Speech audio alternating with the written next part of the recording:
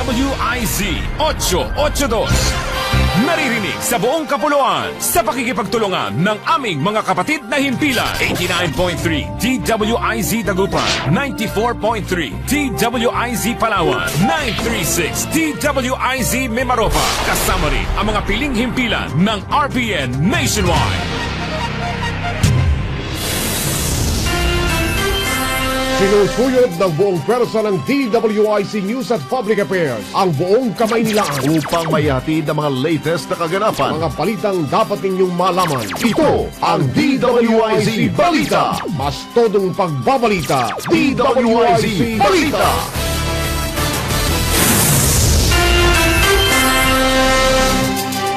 DSWD pumirma ng Memorandum of Agreement sa LGU ng Albay para sa Cash for Work program.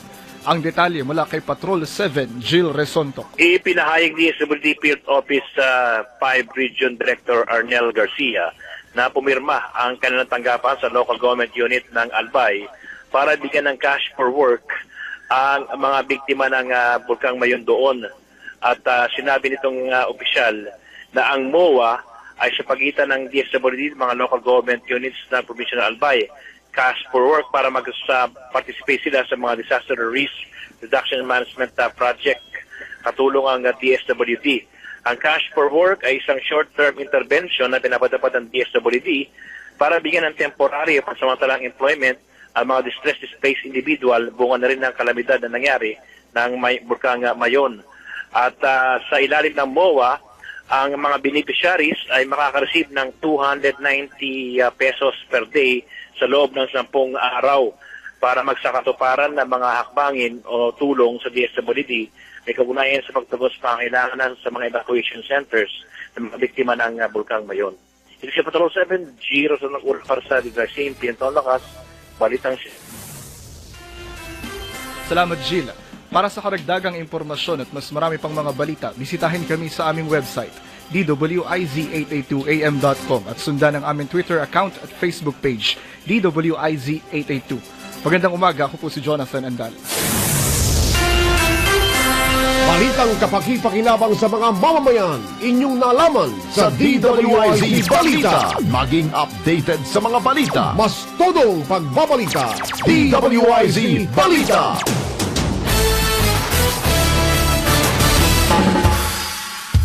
Mga isyung legal ay pag-uusapan. Bibigyang daan mga karapatang dapat ipaglaban. Sasagutin ang katanungan ng mga taong naghahanap ng katarungan. Dito sa programang Laban para sa Karapatan. Kasama si Attorney Lorna Kapunan. Laban para sa Karapatan. Magandang umaga po sa inyong lahat at Sabado na naman at nandito po tayo sa Laban para sa Karapatan. Ako po si Attorney Lorna Kapunan at ngayong Sabado ay hot na hot po ang guest natin. Katulad ng mga nakaraan, ang pag-uusapan po natin ay napaka-controversial. Kaibigan ko ito, kanya miskin na busy sila sa Commission on Human Rights, nandito siya ng Sabado. I will introduce her later, pero kasama ko rin ang aking co-host, pag gusto niyang topic, si Kajimi Regalario, ang chairman, founder ng Kilusang Makabansang Ekonomiya. Our guest today is Gwen Pimentel Gana. She is, to me, the best of the Pimentel siblings. Wow, bias na bias. Ano? Gwen is Commissioner on Human Rights, and she was my schoolmate at St. Mary's College. Kaya lang batch 69 ako, batch 77 po siya. She finished her Bachelor of Laws, a Bachelor of International Studies at Maryknoll College, and Bachelor of Laws at the best law school in Diliman. Agree? Batch 86, and also her Masters of Public Administration.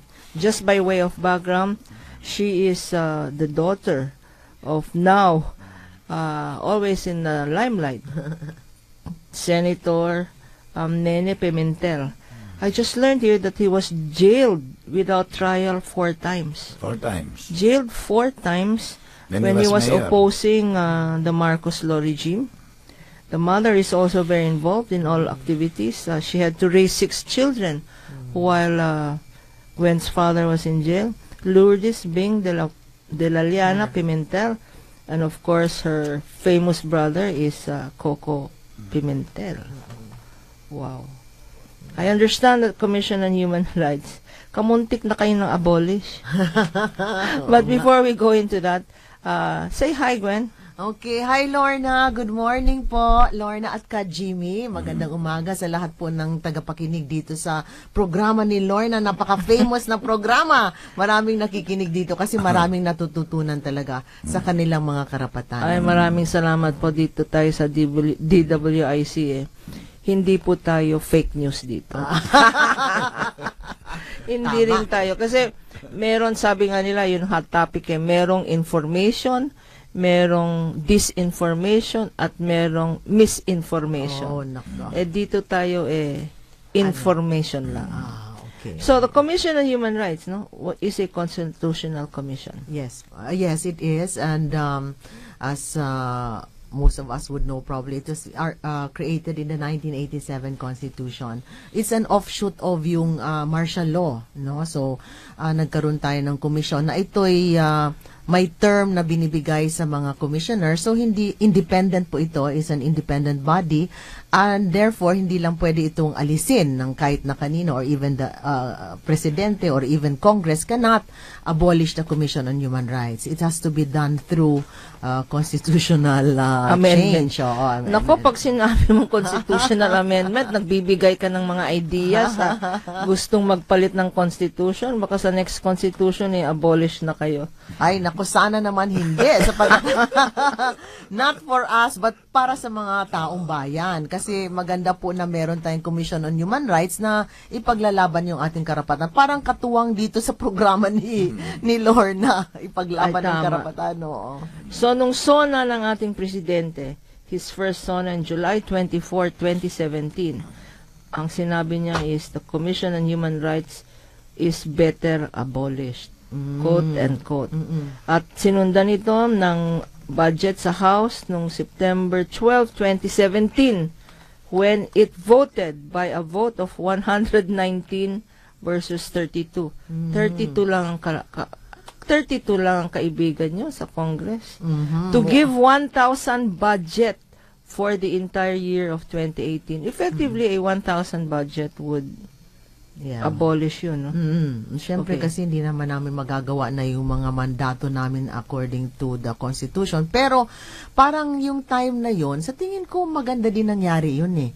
Kasi para bang nagising yung mga tao na may kailangan ang Commission on Human Rights. Kasi sila na po ang pumunta sa aming defense.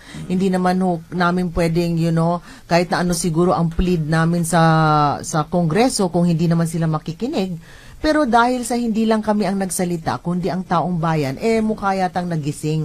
Kasi after all, ang mga congressmen, they're the representatives of the people. So, dapat makinig sila sa kanilang mga constituent. At mukhang ganun ang nangyari, Lawrence at Kajimi, no? So, kahit pa paano, maganda din na nagkaroon ng ganoong sentimiento ang mga kababayan natin. Tama, no, Kajimi, no? It focus all up. Kasi baka isang araw magising tayo, wala na tayong Commission on Human Rights. No, finally na-approve ang budget nyo. I think you asked for, if I'm not mistaken, 623 plus million. Nabigay ba sa inyo yan? Opo, nabigay nabigay mga nasa 668 million ang naibigay. Okay.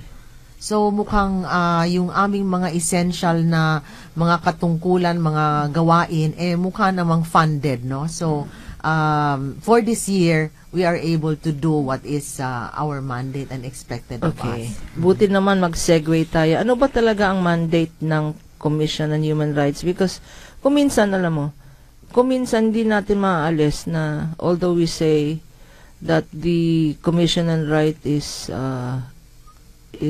non-political, no?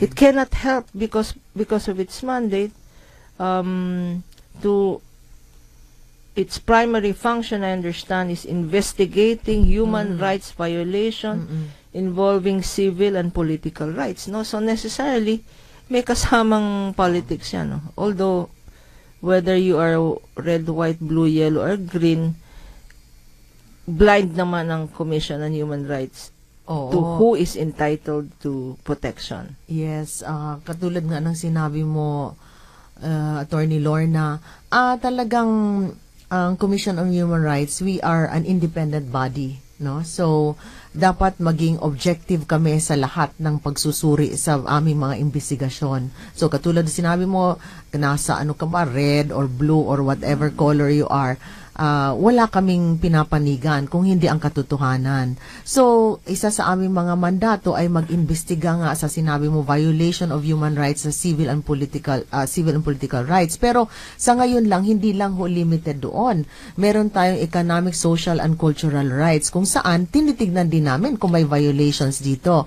Kaya tuloy, masasabi natin na yung mga marginalized na mga kababayan natin, lalo na kunwari sa labor sector, dumudulong sa amin, pati po yung mga indigenous peoples, pati po yung mga kunwari urban poor, talaga mga farmers, ganun, pumupunta po yun sa amin at pag feeling nila na ang kanilang karapatan ay nalabag, dumudulong po sila sa amin, humingi ng tulong. At ito po iniimbestigahan namin at yung mga agencies na in charge sa kanila, minomonitor namin kung ginagawa talaga nila ang kanilang katungkulan. Maganda na sinabi mo yan, Commissioner Gwen, ano? Kasapagkat si Kajimi dito, lagi na yan sinasabi sa programa natin na ang political really is tied up to the economy, no? Yung political economy natin na poverty will make you do dire things, no? It will make you steal, beg, borrow, go into drugs kasi sa kahirapan ng tao, no?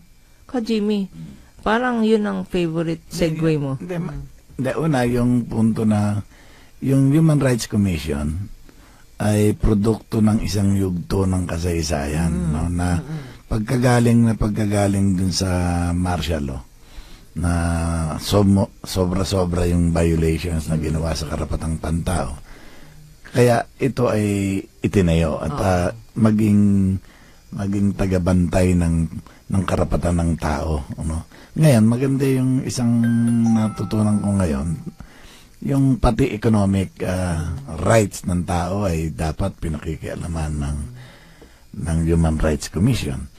Ngayon, kung ugatin mo yung mga tindi ng unemployment, ng kawalan ng hanap buhay, ng tindi ng kahirapan, at yung taas ng presyo ng bilihin, so may mga pambansang patakaran na dapat at pwedeng i-oppose pala ng Human Rights Commission. Halimbawa, yung ginawang privatization ng Meralco o ng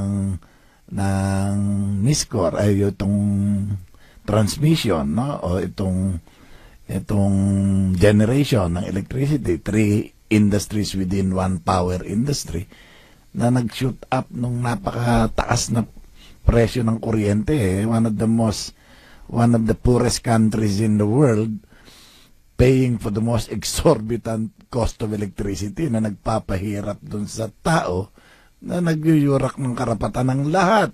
Ng lahat, actually, pati mga negosyante sa pool yan. So, ibig sabihin, pwede palang questionin ng Human Rights Commission yung privatization na yan at i-urge yung gobyerno. Kung talagang matapang yung gobyerno, i-nationalize yan. Pwede ba yun?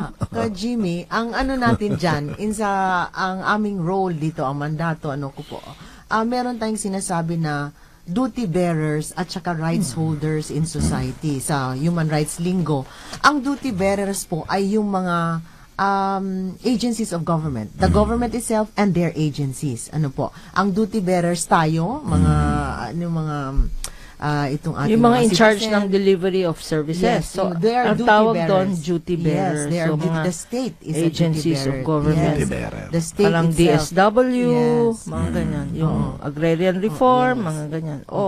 So they are the duty bearers and they have syempre obligations and responsibilities that they should do in accordance to their mandate. ang mga rights holders, yung mga taong bayan, can demand from the duty bearers. Kaya nga rights holders kasi hindi na, ito talagang karapatan nila, no? So kami, sa Commission on Human Rights, kami yung nagmo-monitor.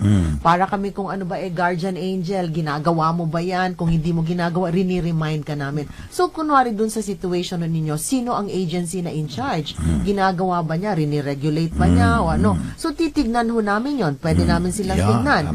At the same time, we can give advisories, no? Na sa kanila na ito dapat ang gawin, itong tama, ganon, ano. So ang partnership talaga natin, para tayong, we have to work hand in hand with government and with the people and NGOs para naman yung karapatan ay hindi mayurak. Yung ganun. So, that's how the CHR is. Para kang, kung sa ano So, ang CHR really is, I think your favorite word is rights-based approach, no? Yes, kung ano yung rights-based approach. human rights-based approach nung yung economic repercussions nga nung poverty and all that. Matindi yan eh. Tindi yan. Kasi wala, kagaya ng ano, yung because nga of cost of living, no? Wala, nawawalan sila ng mga bahay. Yan yung ugat eh. Yan yung ugat. Nagiging street families sila, di ba? Walang kinakain, walang trabaho, walang magnanakaw na lang. 90% yan. Ang nabibinipisyohan lang ng 1% na sinisweldohan o na nabubudburo ng komisyon, mga 9%. So 10%, 90% is in dire poverty. Yes. Pero habang nagtatapon ng resources through the policies. Halimbawa, yung mining. Bakit hindi pwedeng i-nationalize at gobyerno na lang ang magpatakbo niyan? Yun lang smelting ng mga minerals. Yes. Tutunawin mo lang yan, it can produce millions of jobs. At ang kinikita ng gobyerno dyan ngayon is 1 to 2% lang. 1 to 2%. Parang giveaway na source of development yan. Yan yung isa sa mga base of development. Bakit hindi pwede sa China, ultimong lupa, hindi pwedeng pag-arian ng sino mang individual eh. Lalong-lalo yung mga minerals nila, yung mines. So, mining, yung power industry, and ito yung mga vital eh. Saka yung mga strategic industries na like chemicals. So, if only government can come out with basic policies that is geared towards the service of the people, then dyan mo lang malalabanan yung poverty. At pag yung poverty na nalalabanan mo pati yung pagyurak sa karapatang pantao. So, it's just an idea, no? Suggestion, pero within the bounds of reason. Lawrence, Yes. yung kay Ka Jimmy, maganda ho yung sinabi yung yung policy, ano? Kasi everything starts with policy of government, tapos yung implementation, ano po. Isa din ho yan naman sa aming, meron naman ho kaming mandato tungkol dyan na we can recommend actually policies sa Congress, no? Legislation that would become policy later on kung passed ba. So, kaya ho, maganda din yan na we have a research group also na we can study that. So, yung mga sinite nyo can be possibly studied by the Commission on Human Rights. Pero, of course, as always, we are just recommendatory. Hindi naman. Yun ang siguro, yun siguro ang problema, no? Kung kailangan meron. Pangalawa, yung ngipin, no? Yung lagyan ng ngipin, walang police power. Kasi, explain nga natin itong, kasi ang marami nagsasabi, bakit hindi nagsasalita ang Commission on Human Rights? Bakit hindi kino-convict o kinakasuhan, no? Because kagaya ng ito, recently, tatlo ang sa headline, no? Tatlo na ang human rights issues dito. Number one, yung issue ng mga pulahan, no? Ito, crackdown begins for red leader, no? Itong red leader, ang pangalan niya ay si Bailosis. Mukhang ang sinasabi ng abogado ni Ralph Bailosis na kasama rin natin yan sa UP, no? Lahat naman ata ng mga aktiviste galing sa UP, kanya wala na raw UP scholars, sabi ng presidente natin. Ibibigay na niya yung scholarship sa mga lumad. Okay. Ang sabi ng abogado niya or ang statement niya ay nagtanim daw sila ng explosives. Kasi yung explosives non-bailable, ano? ng granada kasi nakahanap sila ng mga firearms pero yung firearms bailable, so dinagdagan na ay meron rin palang explosives, so non-bailable, isang issue yun, ano. In that issue, where is the human rights there? yung issue, meron pa rin, no? Yung issue ng vaccine. Human rights violation daw doon. Bakit quiet na naman ang Human Rights Commission dyan, no? And many other issues. Hindi naman kami quiet, no? What we are doing is talaga, primarily kasi yung aming mandato is monitoring. So, at investigating. So, pagdating po doon sa sinabi yung sa kay Bylosis, nagpadala na po kami ng investigating team doon. Tingnan natin kung meron talagang mga human rights violations dito. But basically, it's like, kung tutuusin, parang police matter siya. 'Di ba? Because of my panyo. It's a police matter. Therefore, the policemen are doing what they're supposed to do. When we come in kasi, ang Commission on Human Rights, titignan natin, may mga proseso bang violate?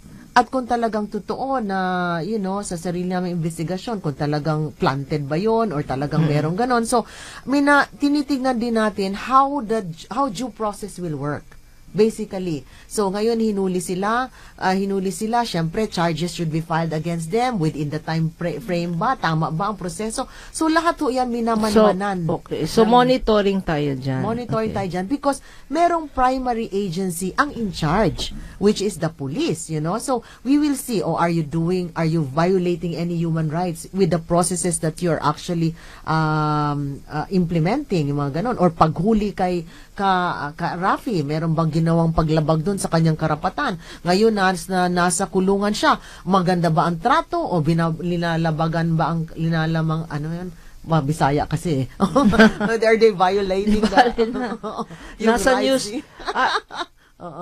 Ikaw, you are in the know kasi ngayon, sabi sa news, ang lengguwahe na raw daw sa cabinet meetings Cebuano. Ganun ba? So, pwede ka na maging cabinet member, naiintindihan mo yung Cebuano na yan. Happy tayo sa Commission on Human Rights.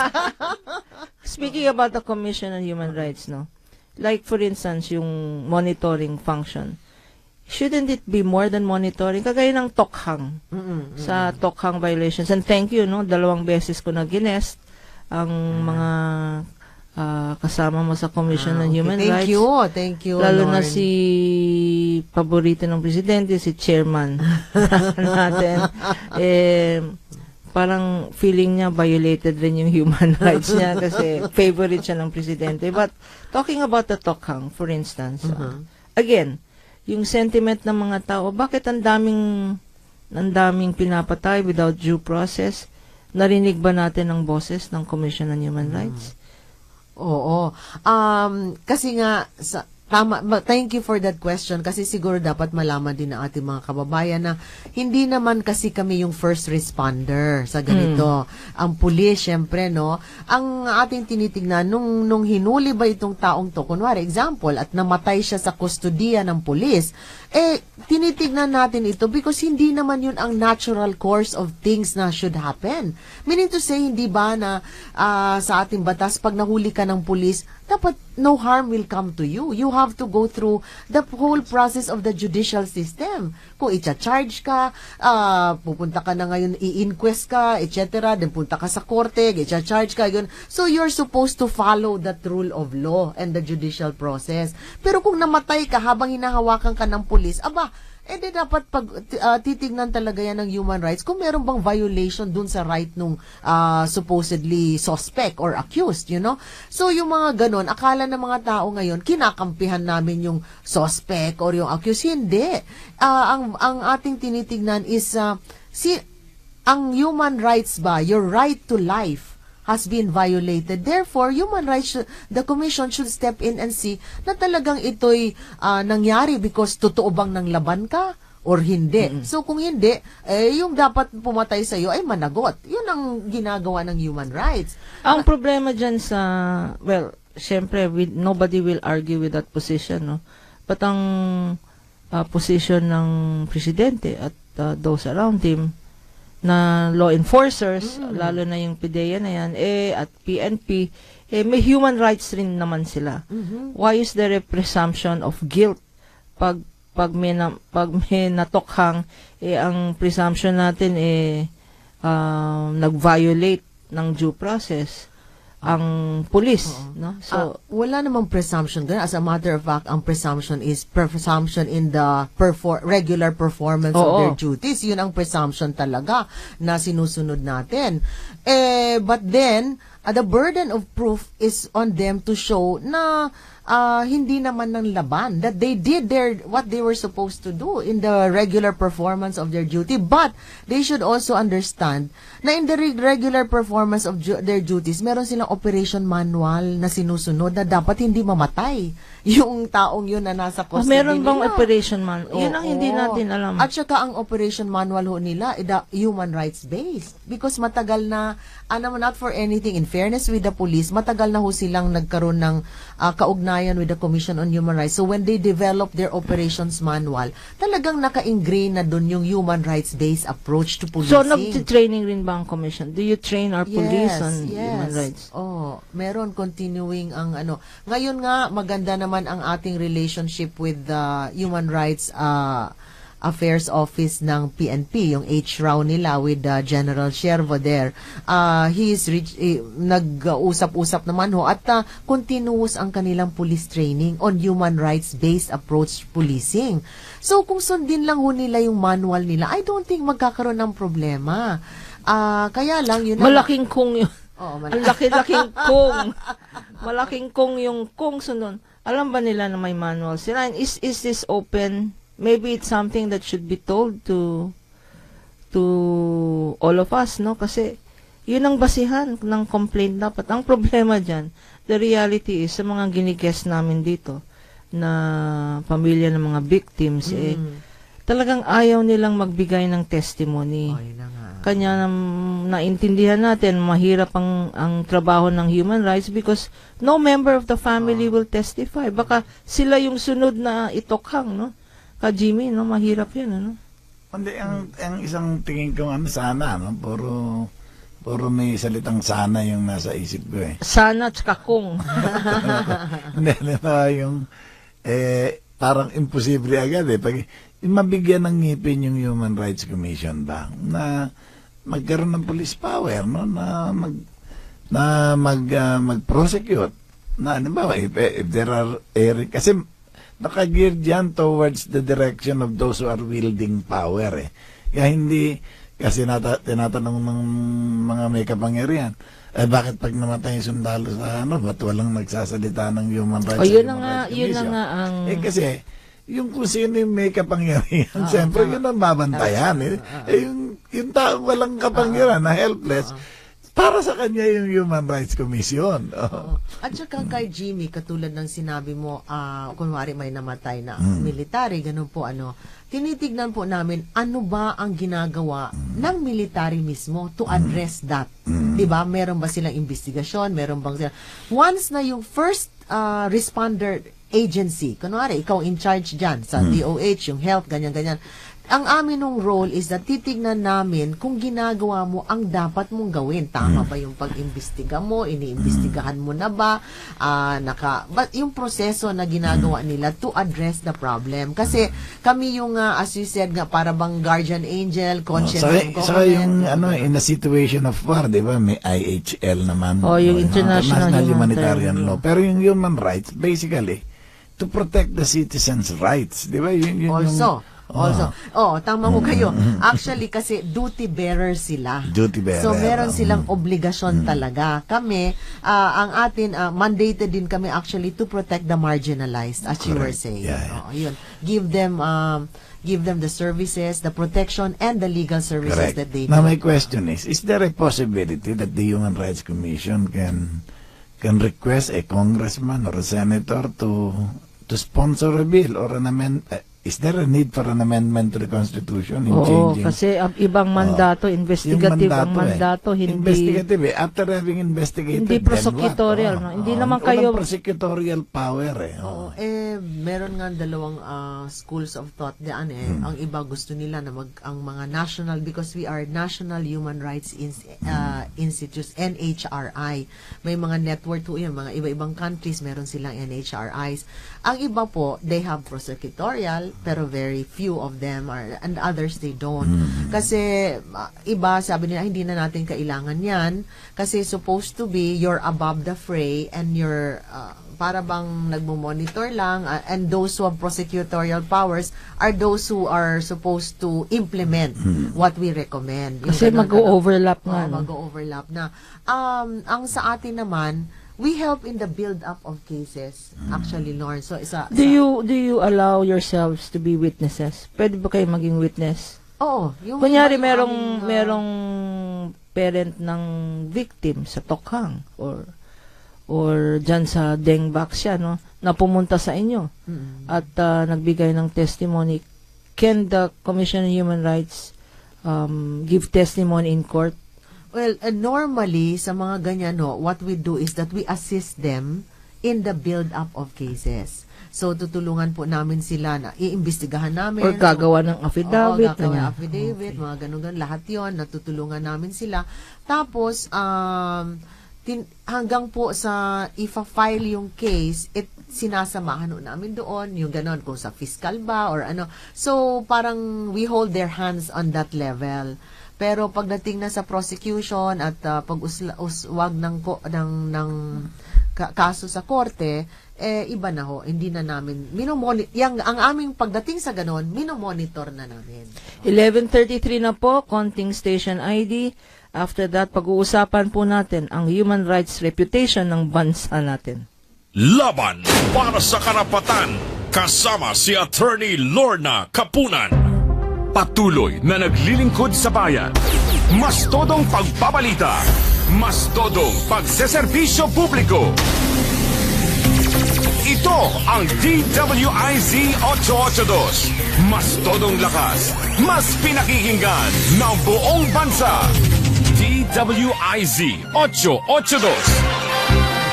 Maririnig saan man panig ng daigdig. Mag-livestream lamang sa www.dwiz882am.com o i-download ang official DWIZ 882 app sa Apple Store at sa Google Play Store. DWIZ 882. Mapapakinggan worldwide.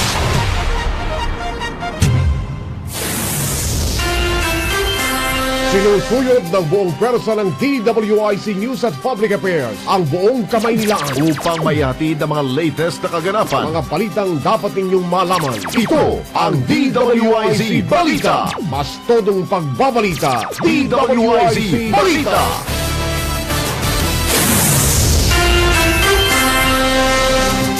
Isa na namang mataas na opisyal ng NPA ang naaresto ng pinagsanib na puwersa ng pulisya at militar. Ayon kay Eastern Mindanao Command spokesperson Major Ezra Balagtay, alas 3 ng hapon kahapon, sa bisa ng arrest warrant para sa kasong murder, dinakip si Leonida Guwao sa Barangay Bading, Butuan City. Siya umano ang finance officer ng NPA na siyang humahawak ng pera na nakikikil ng grupo. Nasa kustudiya ngayon ng PNP-CIDG sa Caraga ang naarestong terorista. Nagpapasalamat naman ang militar sa kooperasyon ng komunidad sa Butuan City na nakatulong sa pagkakaaresto ni Guwa. Nitong Miyerkules, naaresto rin ng mga otoridad sa Quezon City ang NDF consultant na si Rafael Bailosis, habang kahapon naaresto rin umano ang isa pang opisyal ng NPA na si Romel Salinas sa Ozamis City. Para sa karagdagang impormasyon at mas marami pang mga balita, bisitahin kami sa aming website, dwiz882am.com, at sundan ang aming Twitter account at Facebook page, dwiz882. Ako po si Jonathan Andal. Balitang kapaki-pakinabang sa mga mamamayan, inyong nalaman Sa DWIZ Balita. Maging updated sa mga balita. mas todong pagbabalita. DWIZ Balita. Kaalamang pangkalusugan, hatid sa atin ng Fortune Care. Your wellness, your health. Ang mga sumusunod ang sintomas ng Ebola virus. Kapag may lagnat, masakit ang ulo, labis na panghihina, masakit na kalamnan, kasukasuan at lalamunan, may mga pantal sa katawan, pasa at bugbog, pamumula ng mata. Pagdurugo ng ilong, bibig, mata, tenga, may dugo sa suka o dumi at sa lugar ng pinagtusukan ng karayom. Pagkasira ng bato o atay. Ang kaalamang pangkalusugan ay inihatid sa atin ng Fortune Care. Your wellness, your health. Laban para sa karapatan. Kasama si Attorney Lorna Kapunan. Nandito po tayo sa Laban para sa Karapatan. Kung late po kayo nag-tune in, ang guest po natin dito ay napakagaling na Commissioner Gwen Pimentel Gana. Lord, sandali lang. Kasi naman friends tayo. Siyempre, best friends. Friends What are friends for? Si Gwen, siya po ang presidente ngayon ng aming St. Mary's Alumni Association. Kanya napapunta ko dito kasi gusto niya my pleasure. Okay. Honor. But you know, Gwen, you're mostly known for your work with women and families, no? And At saka children, no? At saka si Gwen po siya po ay expert natin sa how to adopt a Filipino child, no? Yung mga kikinig na gusto mag-adopt ng Pinoy, Filipino child, si Gwen po ang expert dyan. The chair is a constitutional body, no? Yeah. As you said. Pero ano yung pag sinabi natin constitutional body? Ang COMELEC constitutional body yan, ano? So, hindi pwedeng i-abolish ang COMELEC. At hindi pwedeng, may term ang COMELEC, no? Yes. Meron na nga Dalawa nga ang vacancy sa COMELEC, no? At ang problema, siguro in another show, no, pag-usapan natin ka Jimmy, i-renew ata yung Smartmatic.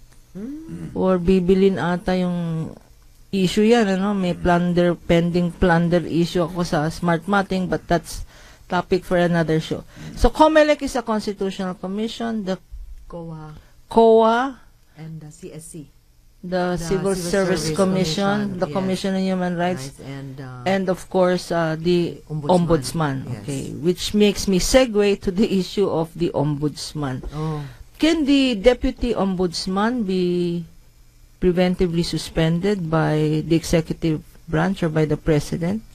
Well, we stand by, of course, the stand of the Ombudsman na hindi, no? Because there's actually I'm sure, no, I've read it in the newspapers also. We haven't really discussed it thoroughly, but it says there that yung Ombudsman Act, which allowed the President actually to exercise jurisdiction over the deputies and all, were stricken down by the Supreme Court as unconstitutional.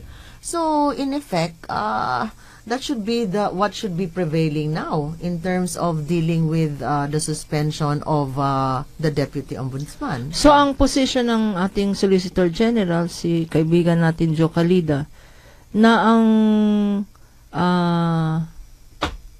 ang independent lang ang Ombudsman, and it does not apply to the deputies. That is a decided case by the Supreme Court. Yes. So it's the whole Ombudsman and the deputies, no, under the Ombudsman, Office of the Ombudsman, and that enjoys immunity from, say, actions of the executive. Otherwise, I can understand the logic of that, no? Kung meron kang iniimbestiga na nasa kabinete or president, vice president, or mataas na posisyon, syempre manghanib ka ang position mo if you go against, no? So that's why they have to maintain their independence. Tama ba yan? Pero ikaw mas may alam niyan, syempre. Pero sa katotohanan lang, of course, nobody's above the law. Diba? Meron naman talagang procedures na dapat sundin. So, I think, what should be respected, hindi ba ibig sabihin na walang kasalanan si ano ba yun? Si Karandang ba yun? Or whatever. Basta, he should be subjected to what is actually proper, di ba? The procedure. Kasi ang procedure niyan I understand, even the president, no? Or those being investigated are entitled to presumption. Ang ginawa ng Deputy Ombudsman, linabas niya na may bank accounts ang presidente without a formal investigation. Di isaman nila ang presidente, no? Is the president and high government officials, can they be subject to summon when the president is an impeachable office? Pero 'di ba at this point in time he is immune from any. Correct. So maybe not at this while he's serving as president. He should kasi 'di ba ang ano naman talaga natin ang logic or ang ano niyan is that ayaw natin maharas ang presidente in the performance of his function as president for the whole 6 years that he's there. So maybe his other alter egos could be summoned by the ombudsman. Not Which necessarily him. brings nga the unfairness of the situation, no? Kasi paglalabas ka ng mga bank accounts ng presidente and yet the president cannot speak for himself because there is no appropriate forum. Mag-file sila ng impeachment. Maybe that's what should be done. Somebody should file an impeachment kung sustainable nga yung argument na may bank accounts ang presidente, no? But let's go back to the Commission on Human Rights. You're consisting of a chairman and 4 commissioners. May kanya-kanyang function kayo dyan. Kasi, ang iniisip ko, kung maintindihan ng taong bayan, mga nakikinig, kung ano talaga ang function, pwede nila talagang lapitan ang Commission on Human Rights. No? Maybe, setting up, naisipan nyo ba mag-set up ng help desk sa mga, lalo na ngayon, sa mga police stations, no? Because the president has given back to the PNP the Tokhang operations, no? So, sana kung pwedeng pag-isipan, budget-wise, na lakihan ang budget ng Commission on Human Rights para magkaroon ng human rights desk sa bawat major police precinct, no?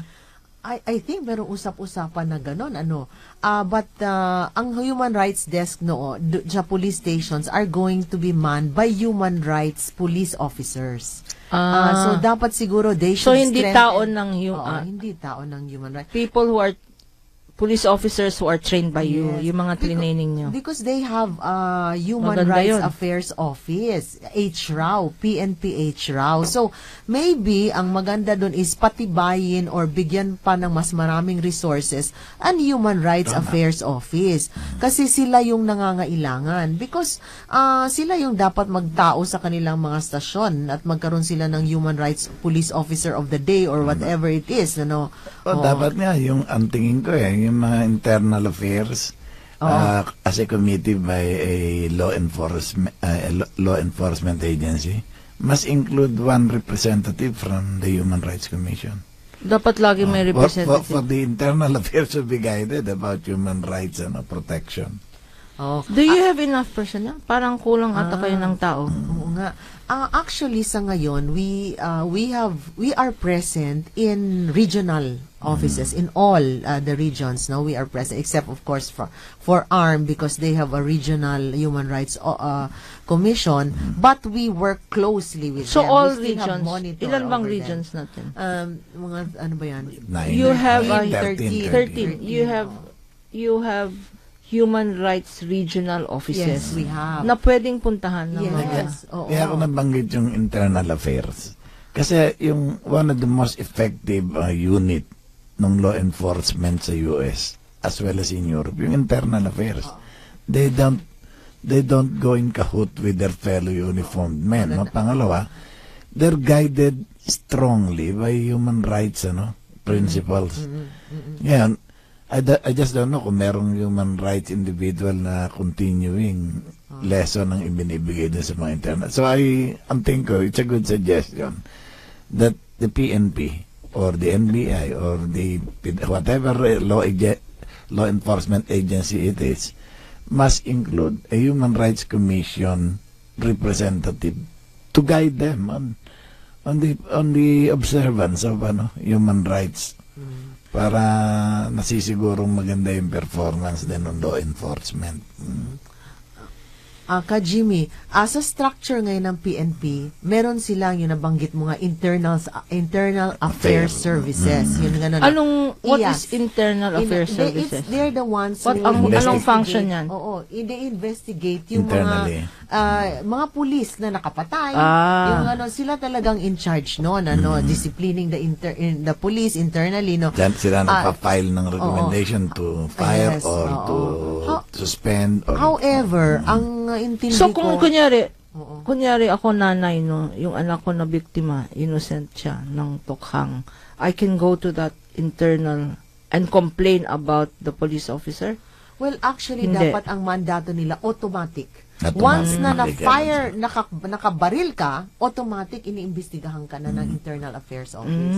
You're supposed even to surrender your gun. Meron silang protocol And then, automatic iimbestigahan na sila kung talagang it was done in the performance of their duties. So, nasa manual rin yan. Nasa manual. Kung basahin na naman, sana nila ang manual na yan. Tapos, it's headed by a civilian. Hindi siya police. Lawyer siya ngayon. Oo. Yan, ngayon ko lang nalaman. Maganda yun, ano? Yes. At least pwede nating sabihin sa mga, madami kasing lumalapit sa amin, attorney, pwede bang Yung anak ko, ganyan. yung anak ko, kayong maging abogado ko. Kasi ina-announce ko yung aking telephone number sometimes online.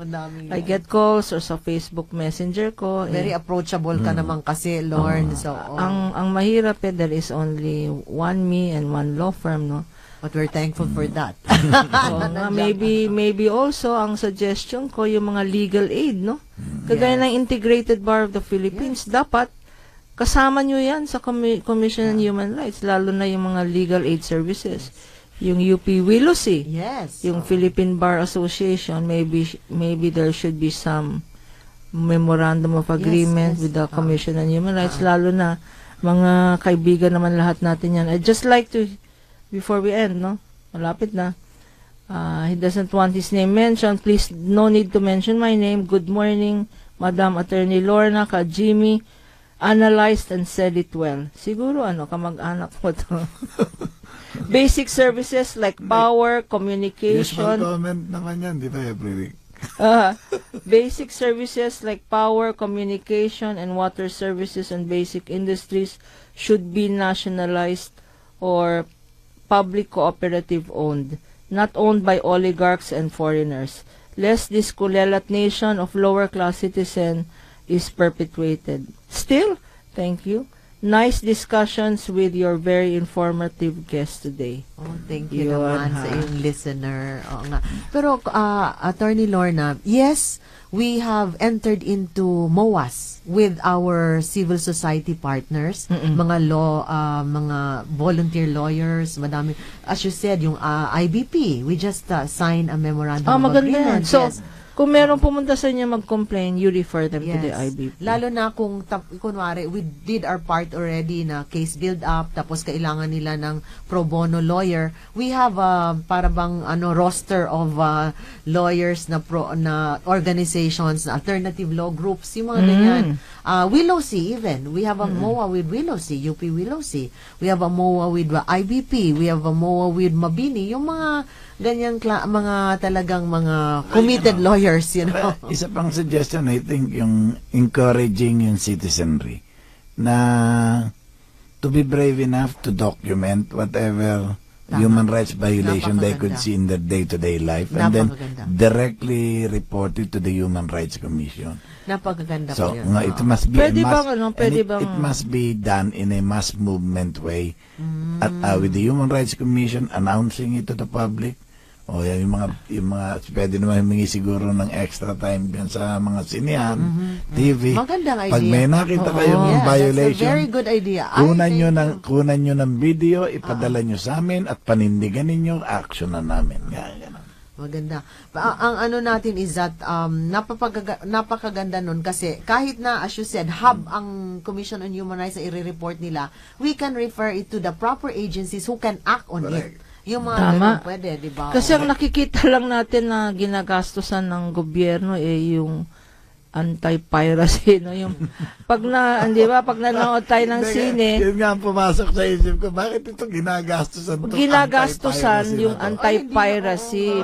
Kasi mga foreign films yan Pinopontahan ng foreign films para wag mong kopyahin sa video cam mo yung sine at hindi naman masyadong applicable na. Hindi, saka napoproteksyonan nito nung sa anti-piracy, out of 100 films na pinoproteksyonan, 3 lang yung Filipino. Correct. At saka, 97 puro foreign. Thank you ka Jimmy. gawin niya yan. Lalo na ang maganda dyan, ang current head ngayon ng ating MTRCB is si Rachel. Yes, si Rachel Arenas magaling na magaling yan. In fact, iniisip rin namin kasi nasa Board of Governors ako ng Red Cross ganun din Red Cross Help Desk.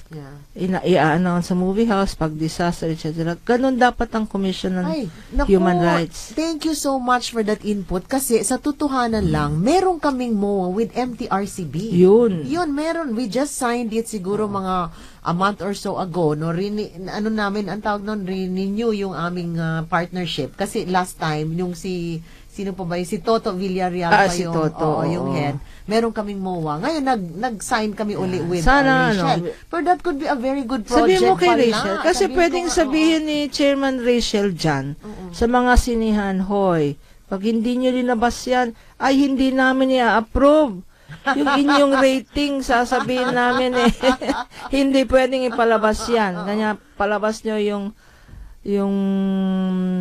informative commercial, infomercial ng Commission Ang Human point Rights. I cited it, yung mas mahalaga yung yung announcement of letting the people at large be educated about their rights, human rights, kaysa dun sa sinasabing bawal magnakaw ng piracy. Bawal ang piracy. Hindi naman Pilipino. Bawal magnakaw ng piracy at saka sisirain daw yung mga yan. Sana ito na nga yung mga human rights violation. At saka parang sa level ng naintindihan nila. Anong gagawin? Well, hindi na yung kami po, hindi na yung good morning myself.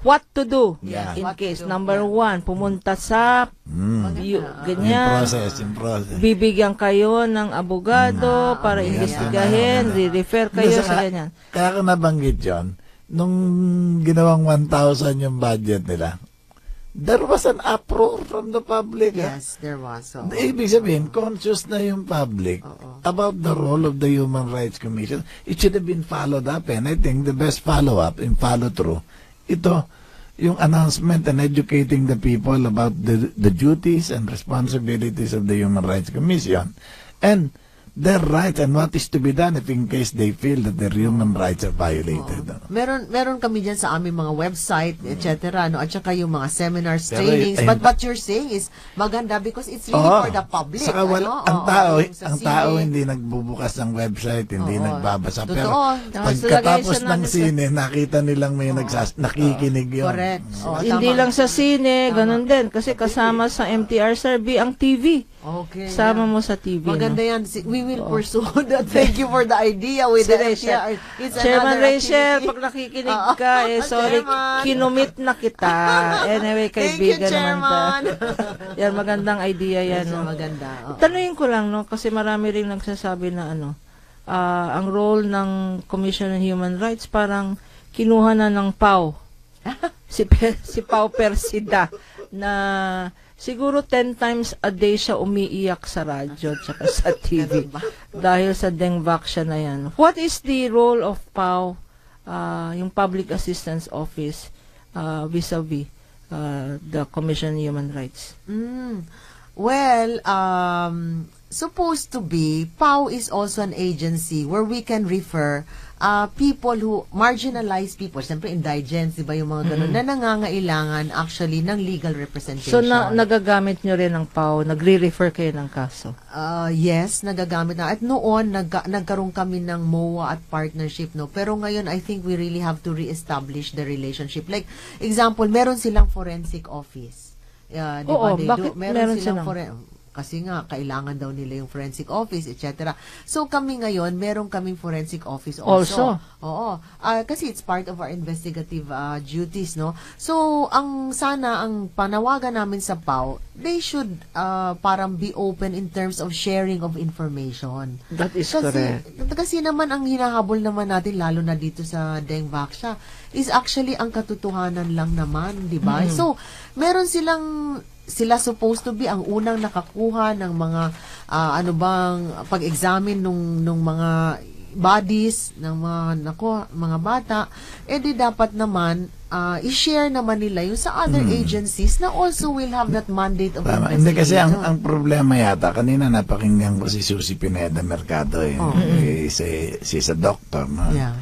Di ba asawa ni Senator Orly? Orly? Magkakaibigan kami. Consultant rin namin yan sa Philippine Ngayon, Red Cross. ang problema, may statement na iba yung mga expert na doctors, and these are based on the findings of pathologists. Pag sinabi ng pathologist, yung nag-examine ng human remains. Yes. At kung ano nangyari doon sa katawan. Ang masama doon sa PAO, hindi pathologist yung kanilang yung kanilang nag-i-examine ng mga remains, at saka they're moving around, nagre-report na agad ng ganito, humaharap na agad si Persida sa TV. Sa ang punto ko, magkakaroon ng banggaan dyan dahil may ibang findings yung experts. Yung, Tsaka parang nagiging adversarial, parang nag-aaway ang DOH, ang Dick overlapping. Gordon, DOH pa. Lahat sila nag-aaway. Pangalawa, who told them to do what is to be done by a pathologist, di ba? Yung magkakaroon ng question mark, tapos later on, nag-aaway na sila niyan. And to think, nakakatawa because iisa lang naman ang gustong punto dyan. Ang katotohanan, di ba? So bakit hindi lalo na ang government offices, bakit di sila mag-usap-usapan? O, di ba, na... Siguro umpisahan natin yan. Kasi klaro naman kung sino nagbigay ng vaccine na yan, na-import natin sa foreign... You have to go to the bottom of it. Yeah. Yeah, hindi lang yung partial repayment, siguro full repayment. At yung repayment na yan, isusoli natin yung mga vaccine, yun ang gamitin natin para ipondohan ang isang trust fund para sa mga potential victims. Saka ang danger niya, na-stir up na yung interest ng tao dahil may mga iyakan na, tapos lumabas na yung mga death tolls. Eh ngayon, may mga opinion na according to PAO and their doctors, sabi naman according to the experts. Oo nga eh. And these are pathologists. So, mga ng taong bayan. Tapos ngayon, meron pang unified statement sa mga independent doctors. Sila Doktora Cabral, mga kaibigan natin, Doktora Cabral, si June Lopez, Pagaduan Lopez, meron silang independent statement. Bandang huli, mag-aaway-aaway.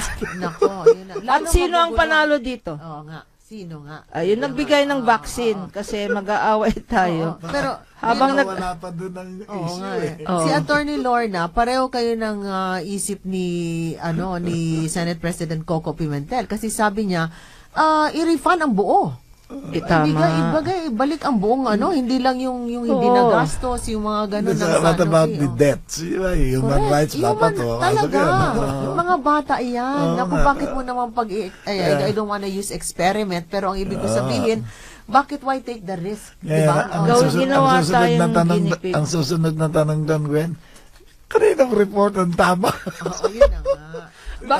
Baka kagaya ng Senado at Kongreso, hindi mag-agree on paano ang botohan separately or jointly sa charter change, nag-create ng committee.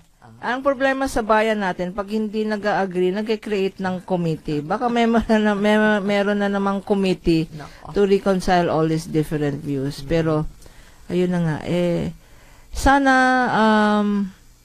sana yung talakayan natin ngayon, maraming nakikinig at ma-feel nila na tanggalin na yung culture of fear. Kanya walang nagre-report sa inyo kasi may culture of fear, di ba? At culture of distrust. Siguro your parting words to our listeners and viewers on this issue. Huwag kayong matakot. Laban tayo para sa karapatan. Sige. Tama. Laban para sa karapatan. LPK. So, how do they get in touch with you? Do you have a...